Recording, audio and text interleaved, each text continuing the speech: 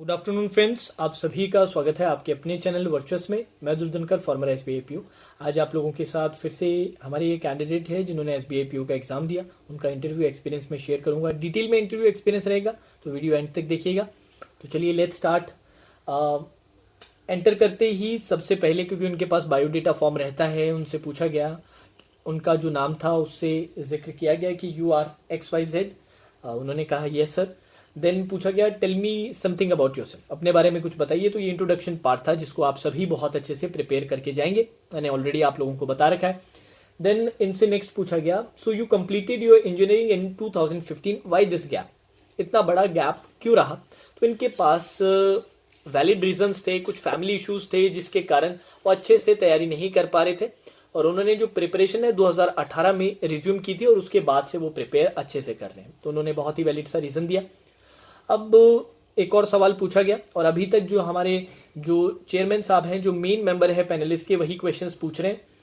So you completed your engineering in, sorry next था, so why should we hire you, आपको क्यों hire किया जाए। Just before you we had a candidate who passed out in 2017 with CGPA of 8। मतलब आपसे पहले जो candidate आए थे उन्होंने 2017 में ही पास आउट किया है और उनका CGPA भी बहुत अच्छा था, तो आपको क्यों पास आउट किया जाए।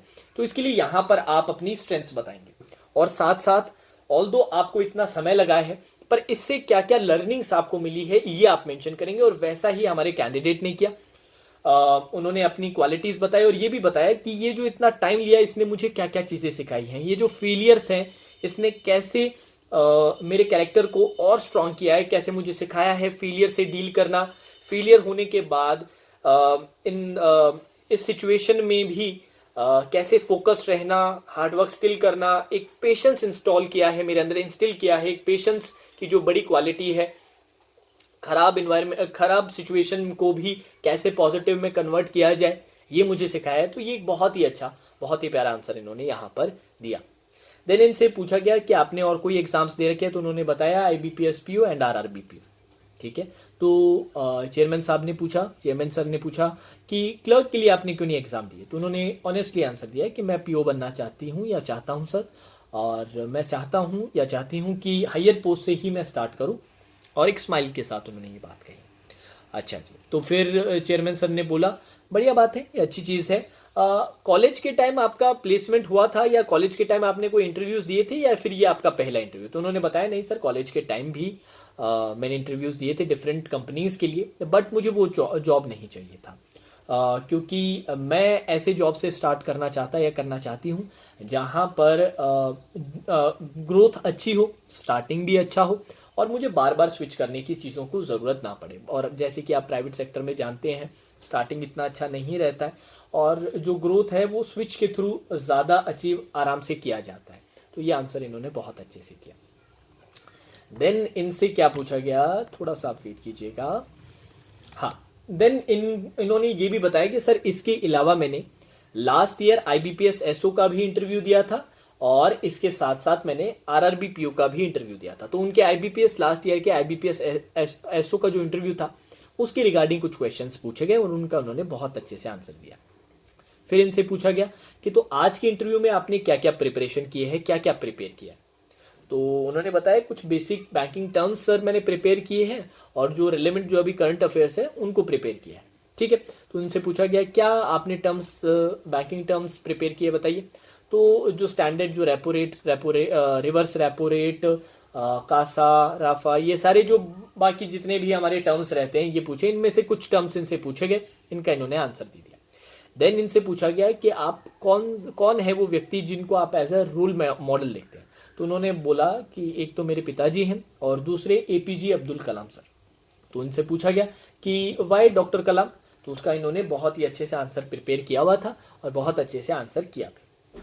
फिर चेयरमैन सर ने पूछा कि कोई भी फीमेल रोल मॉडल क्यों नहीं, ये तो दोनों मेल है, क्या फीमेल रोल मॉडल नहीं। तो उस टाइम वो अनफॉर्चुनेटली रिकॉल टाइम में नहीं कर पाए। तो चेयरमैन सर ने जल्दी से बोला कहीं ऐसा तो नहीं कि जनरली ये एक धारणा है कि वुमेन से जेलसी रहती है, इसलिए मे बी आप जिन वुमेन को एडमायर करते हैं उनको भी रिकॉल नहीं कर पा रहे। तो उन्होंने बोला नहीं, स्माइल के साथ बोला नहीं सर ऐसा कुछ नहीं है, इट्स जस्ट जेंडर के साथ मैं ये चीज़ें नहीं करती हूँ, पर्सनैलिटी पे डिपेंड करता है, अचीवमेंट्स पे, क्वालिटीज़ पे डिपेंड करता है, पर्सन के जेंडर पे नहीं। बस ऐसा है कि बाय द वे ऐसा हो रहा है कि मैं रिकॉल नहीं कर पा रही। तो चेयरमैन सर ने फिर से पूछा कि चलिए तो फिर बताइए 3 औरतें जिन्हें आप एडमायर करते हैं। तो उन्होंने 2 औरतों का आंसर ऑलरेडी दे दिया था, 2 विमेन वो सोच पाई थी, तीसरा सोच पाती, इतने में फिर से हंस के थोड़ा सा बोला कि क्या हुआ, क्यों नहीं रिकॉल कर पा रहे। फिर जो फीमेल पैनलिस्ट थे उन्होंने इनसे पूछा, so why women today want a job और डू यू थिंक हाउसवाइफ्स आर नॉट पावरफुल इनफ। ठीक है, कि आज एक औरत को एक दिख रहा है, एक चेंज इन सोसाइटी है कि अब औरतें चाहती हैं आगे बढ़ के जॉब करना, क्या हाउसवाइफ जो हैं क्या पावरफुल इनफ नहीं है।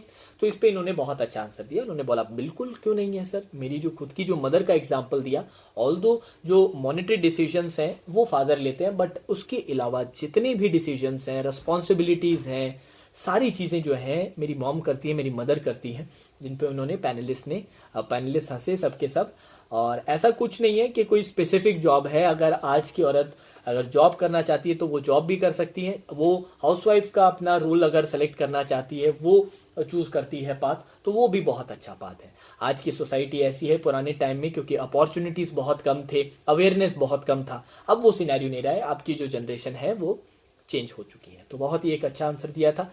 अब फीमेल पैनलिस्ट ने फिर से बोला कि तो ठीक है, okay, so if you become the manager what will you do to uplift the female staff। अगर आप मैनेजर बन जाते हैं, आपके अंडर स्टाफ रहेगा, फीमेल स्टाफ भी रहेगा, उनको अपलिफ्ट करने के लिए आप क्या करेंगे।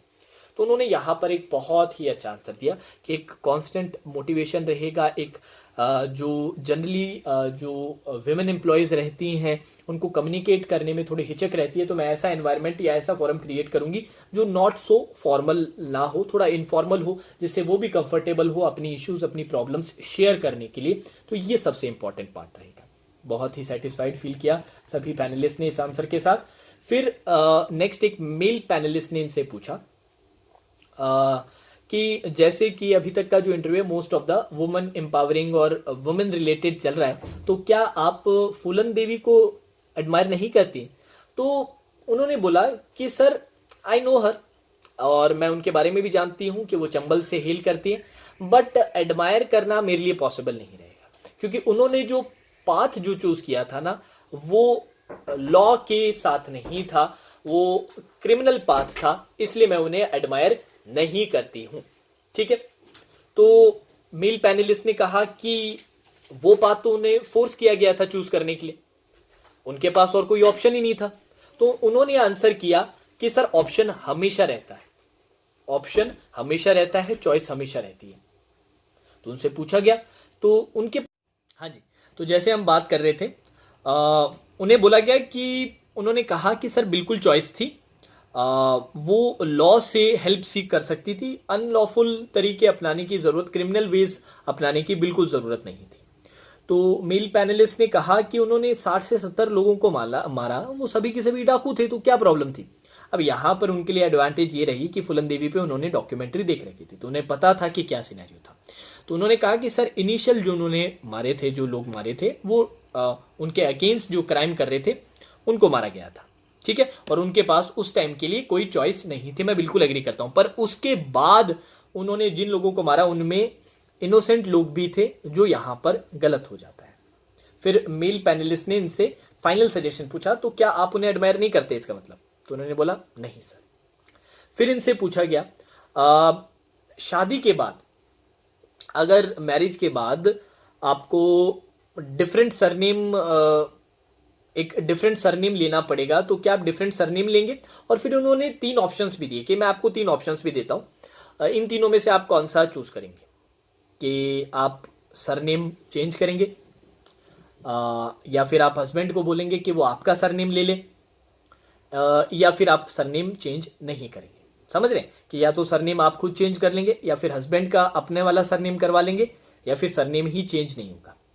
ठीक है, तो उन्होंने बोला कि नहीं सर, मैं इन तीनों में से कोई भी ऑप्शन ले लूंगी, मैं चौथा ऑप्शन लूंगी कि मेरा जो नाम है उसके आगे, जैसे कि नाम हो गया कोई भी ले लीजिए, कोई भी नाम ले लीजिए, उसके आके हस्बैंड का सरनेम ऐड कर दूंगी, मेरे खुद के नाम में कोई चेंज नहीं आएगा, उसके आगे जस्ट मैं हस्बैंड का भी सरनेम ऐड कर लूँगी। तो उन्होंने कहा कि इससे हस्बैंड को प्रॉब्लम नहीं आएगी? तो उन्होंने कहा नहीं सर, हमारी जनरेशन को इन सारी चीज़ों का इशू नहीं होता है, बहुत कॉमन है अभी। तो सभी स्माइल करने लगे, सभी बहुत सेटिस्फाइड थे आंसर से। फिर चेयरमैन साहब ने फिर से एक सवाल पूछा। क्वेश्चन था कि आपका जो इंटरव्यू है वो कंप्लीट है, आप अपने इंटरव्यू को कैसे रेट करेंगे आउट ऑफ 50?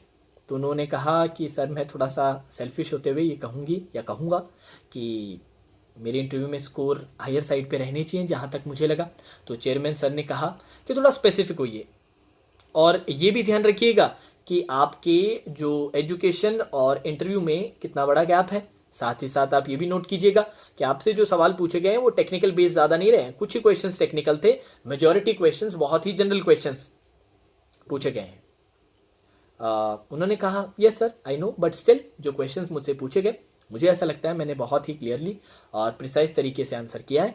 तो अगर स्पेसिफिकली मैं बोलूँ, नंबर वाइज मैं बोलूँ तो 40 to 45 मैं एक्सपेक्ट कर रही हूँ। तो चेयरमैन सर ने बोला कि बहुत ही बढ़िया, it was nice meeting you and take care. तो इसी के साथ उन्होंने जब उठ के जाने लगे, जाते जाते चेयरमैन सर ने एक सजेशन दिया कि आपको क्लर्क का भी एग्ज़ाम देना चाहिए, क्योंकि आपका ये लास्ट ईयर है, इसके बाद आप क्लर्क के लिए एलिजिबल नहीं रहेंगे। और क्लर्क की पोस्ट में कोई प्रॉब्लम नहीं है, मैंने भी एज ए क्लर्क ही स्टार्ट किया था और 2 से 4 साल में आपका प्रमोशन हो जाता है, अच्छी पोस्ट पे आप एक स्किल ऊपर आ जाते हैं, तो ऐसे कोई इशू की बात नहीं है। तो उन्होंने बोला okay sir, thanks a lot for the suggestion, and उन्होंने ग्रीटिंग्स करके इंटरव्यू हो गया। ये एक बहुत ही शानदार इंटरव्यू था। एग्जैक्टली मैंने बहुत सारे आंसर्स इनके आपको बताए नहीं, उन्होंने मेरे को सेंड किए थे सारे आंसर्स और पूछा था कि सर कैसे हैं ये आंसर्स, क्या मैं स्कोर एक्सपेक्ट कर सकती हूँ या कर सकता हूँ? तो मैंने इनको रिप्लाई कर दिया है कि आपके बहुत अच्छे स्कोर आएंगे, आपके आंसर्स बहुत ही अच्छे तरीके से स्ट्रक्चर्ड आंसर्स थे, बहुत ही सही तरीके से, एक सही मैनर, एक सही एटीट्यूड के साथ आपने आंसर दिए हैं। तो यहाँ पर आप ऑल्दो टेक्निकल बेस नहीं था, बट इसमें आपकी गलती नहीं है, जो आपसे पूछा गया उसका आंसर आपने बहुत अच्छे से किया है। ठीक है, तो ये कैंडिडेट थे जिन्होंने आज इंटरव्यू दिया SBI PO के लिए। ऐसे ही और एक्सपीरियंस मुझे मिलते हैं तो मैं आप लोगों के साथ ज़रूर शेयर करूँगा। Now that's all for today session, take care.